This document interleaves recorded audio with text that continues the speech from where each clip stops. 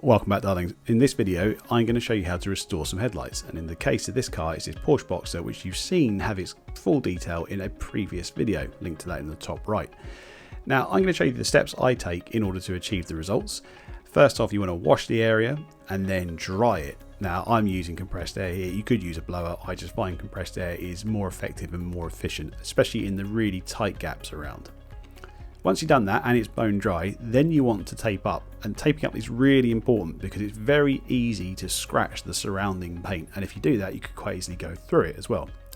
So you at least want one bead of tape going around. Ideally, or in some circumstances, you could do two. You may want two different widths of tape here. So you could do a tighter, narrow one up close and then do a wider one on the outskirts of that, just to give you a bigger area. You can see these headlights really needed it, and they're getting close to a point where they could be an MOT fail, apart from just aesthetically letting the thing down.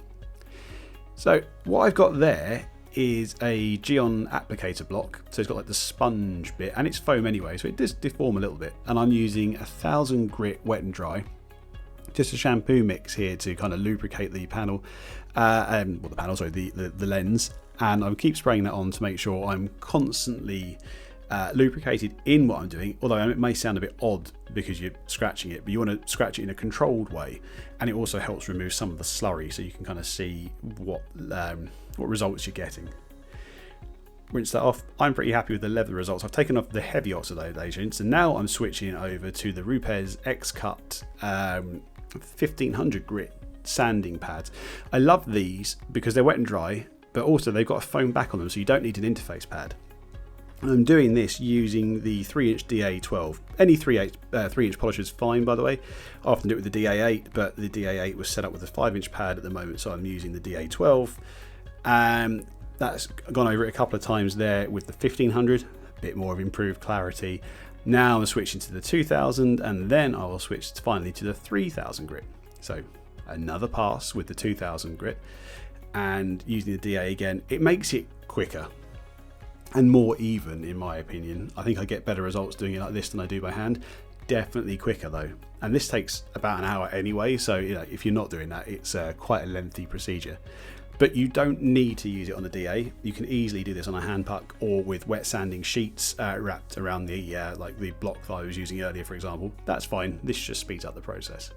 The principle of going from 1000 grit up to 1500 to 2000 to 3000 before polishing is exactly the same, whether it's manual or with a machine. So I'm just making sure I can really see where I've got to, and to do that you need to dry it off first. Pretty happy with those results, so I'm now going to be using Kochemi, we talked about this on the podcast, Kochemi H9, and I'm using a Rupes yellow wool on the rotary here. It's a 3-inch pad. I don't use the rotary all that much because I don't feel massively competent with it. However, 3-inch pads I'm fine with, and doing it on the headlights is great. I don't have any issues with that.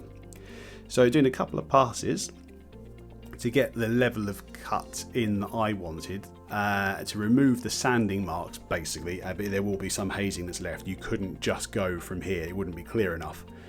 So I'm wiping that off, and you can see the clarity is really starting to get in there now. So blow out the pad, get the residue out, then spin it up a bit and blow it out a bit more. And then I'm going to switch to S20 black on a Rupes yellow foam. So really dropping the grade down, and this will help me finish it now. Especially on the rotary, it breaks the polish down, the one set polish, very nicely. So prime the pad, now a bit more polish. Going over that lens just methodically. Obviously this is very sped up, that you can imagine you're a lot slower when you're doing this. As I say, it took about an hour overall to do both lenses, hour to an hour and a half maybe. The filming didn't add much overhead here. At this point I'm pleased with the results I've got. Taking the tape off, I'm going to give it a quick inspection like that, and you can see there's still some yellowing in that lens. That's just the plastic now. It's not the coating that was on there already. It's the plastic is just discoloured from the UV. You can see the difference between the one that's done and the one that's not been touched.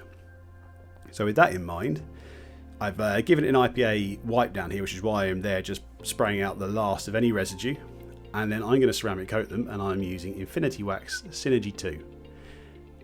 And it's as easy as this.